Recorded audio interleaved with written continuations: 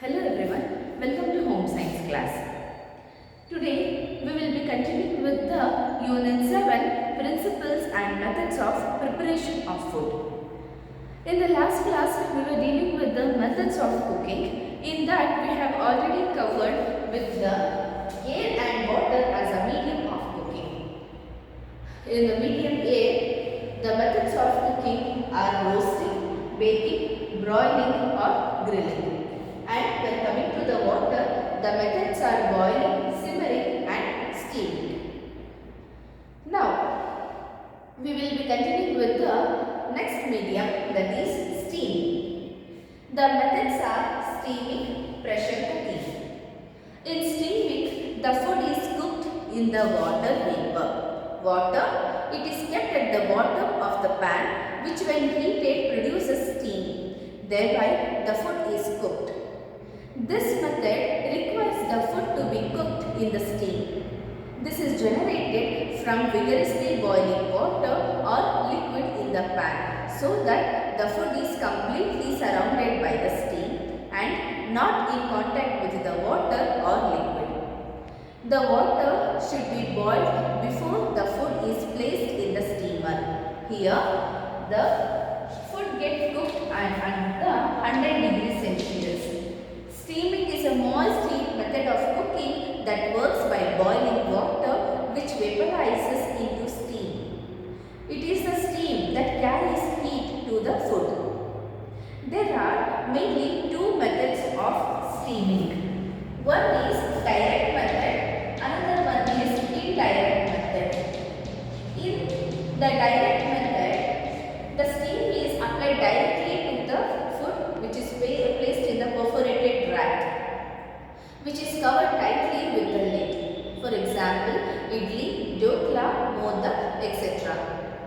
When coming to the indirect method, here the food is packed in a vessel with a lid. The vessel is then again immersed in another vessel of boiling water, which is also known as double boiler. Example, pudding, caramel custard, etc. The steamed foods are light, soft and easy to digest. Steaming requires a special equipment. Here the loss of nutrients is very less. The food does not lose its shape as the food grains do not shrink due to the evaporation of the water. When coming to the advantages of this, it does not require constant attention. Nutritive value is maintained because there is no leaching and cooking time is less. Easily digestible since not much fat is added. It is good for children as well as patients. There is less chance of burning and overcooking. Texture of the food is better and become light and fluffy. Steamed foods have good flavors, but the disadvantage is that it requires a special equipment and many foods cannot be prepared by this method. The next one is the pressure cooking. In the pressure cooking, this method is similar to steaming, but the steam is under pressure.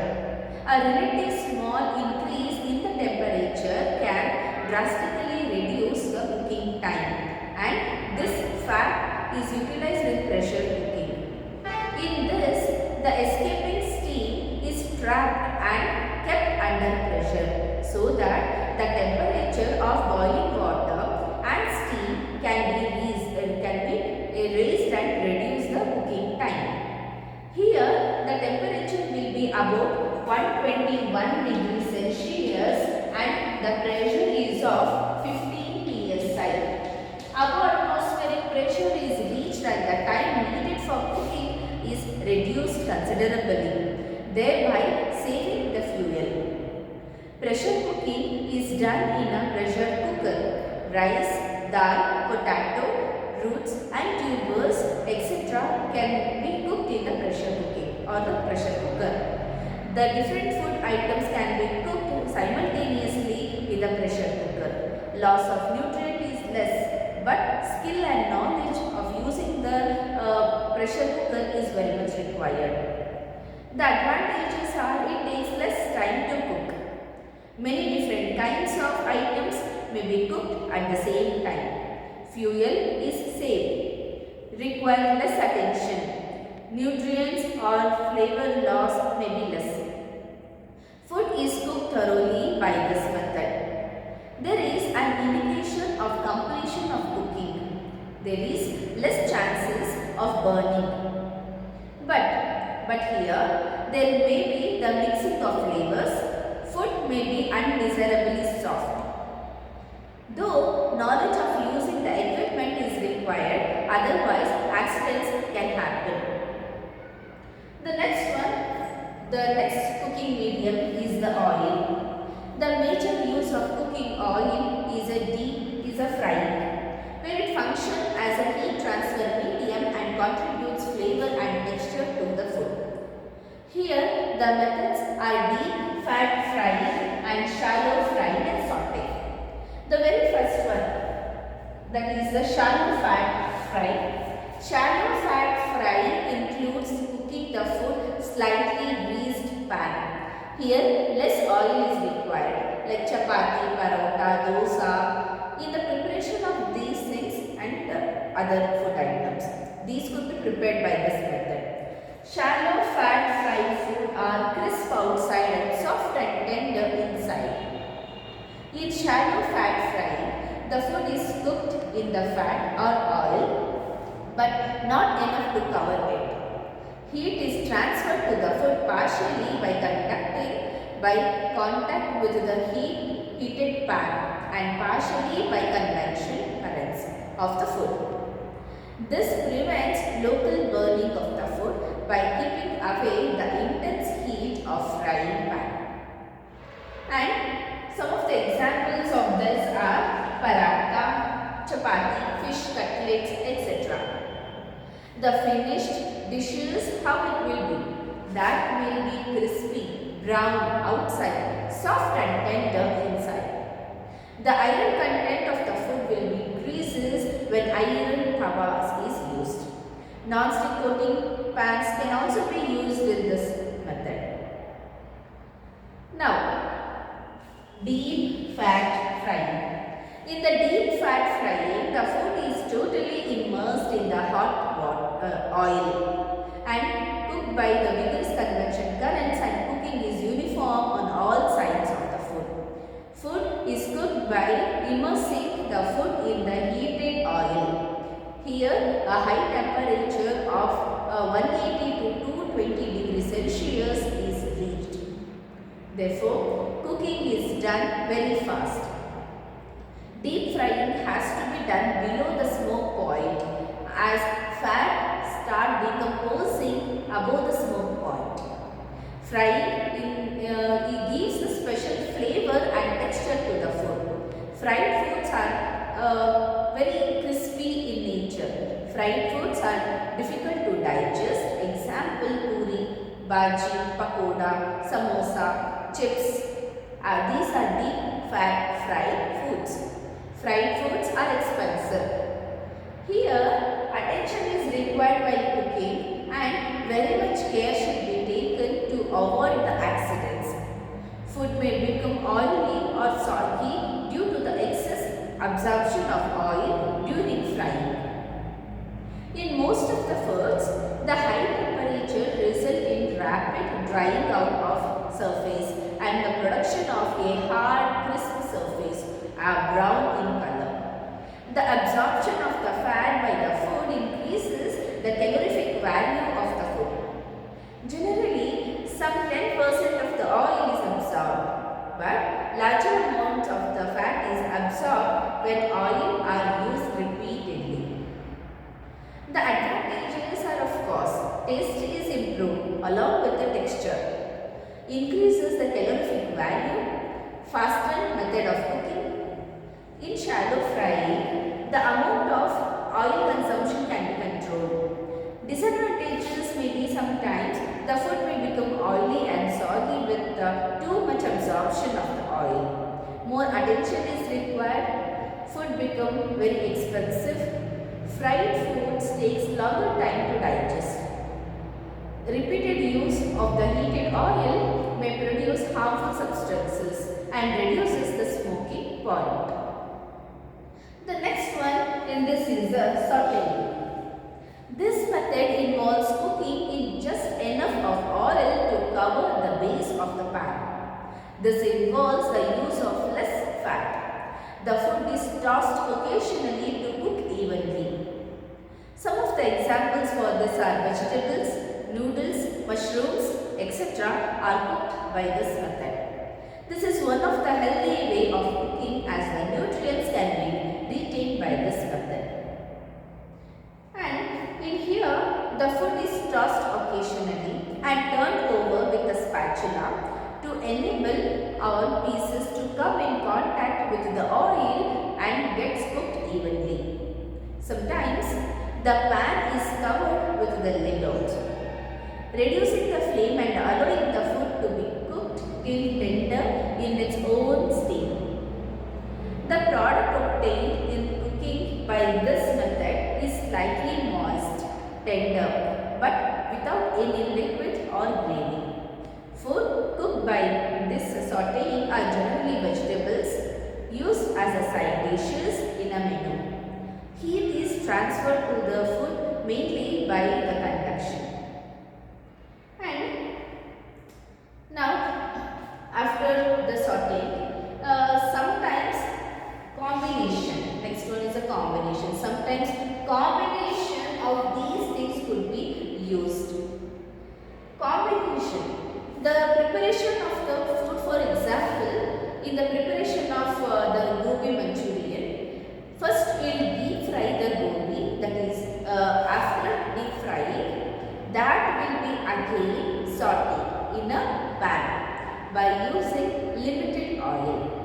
And in the preparation of cutlets, in the preparation of vegetable cutlets, different kinds of the vegetables are first cooked. It could be pressure cooking, and then it will be mashed, and that will be mixed with some of the spices, salt, etc. And then that could be deep fat fried, and also it could be shallow fried on the tawa. So by this way, there will be the combination of these things, or the different types of medium or different types of the methods. The next one is the unconventional method of cooking. When coming to the unconventional method of cooking, it is solar cooking and microwave cooking. Solar cooking. This is one of the eco-friendly method in which the solar energy is used for the cooking of food. A solar cooker is needed for this. Solar cooker consists of a big metal box, inside of which a painted black color will be there. The box has a glass which is covered and a flap with a mirror embedded in it. The flap is adjusted in such a way that the sun rays which fall on the mirror are reflected onto the box. Here the fuel is saved. There won't be any fuel and there won't be any nutrient losses. The chances of food getting burned are very less. Solar cooker help the food warm to keep warm for the longer time. Disadvantage is that it requires lot of time for cooking and is affected by the vagaries of the weather. The next one is the microwave cooking. A special equipment, microwave oven, is needed for this. This is a quick and economic method of cooking, as it uses very less fuel when compared to other conventional methods of cooking. The electromagnetic waves from a powerful source, magnetron, are absorbed by the food and the food becomes hot at once. Thus, microwave does not require any medium of transfer of heat in cooking. The microwaves can be absorbed, transmitted or reflected. They are reflected by the metal and by the food. When food is kept in the cavity of the microwave oven, the microwaves generated by the magnetrons strike the food and the metal wall of the oven, and microwave that strike the metal wall are reflected and bounce back so that they disperse through the oven and accomplish uniform heating of the food. Cooking with microwave differ from conventional cooking methods. Why? Because the heat is generated inside the food rather than transferred to the exterior of the food by the conduction, convection and radiation. The efficiency of the microwave cookery heavily depends on the constitution of the food being cooked. Different components of the food will interact with the microwave radiation at various rates. The most important material here is in any food is the water. It is used for cooking, preheating and thawing and dehydration. Retention of nutrients is good when compared to other methods. The microwaves are generated by the magnetron in the microwave oven. The containers, plastic or glass containers which are permeable to the microwave can be used for cooking. Some scientists believe that the microwave results in the molecular damage of the food and therefore such foods are not good for health. Microwave cooking enhances the flavor of the food because it cook very quickly and with no water or limited water and preserve natural color flavor of the food. When coming to the advantages, microwave oven cooks more or many food and it saves 1/4 of the time which is being saved from the gas stove, and it saves energy, it saves time, and it also helps in the heating of frozen foods. And thawing can be done in minutes or seconds. Only the food is heated during the cooking. The oven does not get heated except under prolonged heating period. And the flavor and texture do not change when reheated or again heated in the microwave oven. Loss of nutrients is minimized. And after cooking in this, washing dishes is very much easier as food does not stick to the sides of the vessel. Food gets cooked uniformly and preserves the natural. No or very less fat is used in the cooking. When coming to the disadvantages, due to short period of cooking food, the food does not become brown unless the microwave has the browning unit. It is not possible to make chapatis, tandoori rotis, etc. This requires a special equipment and care must be taken. So students, in this class we have gone through the medium of cooking, that is steam, oil combination as well as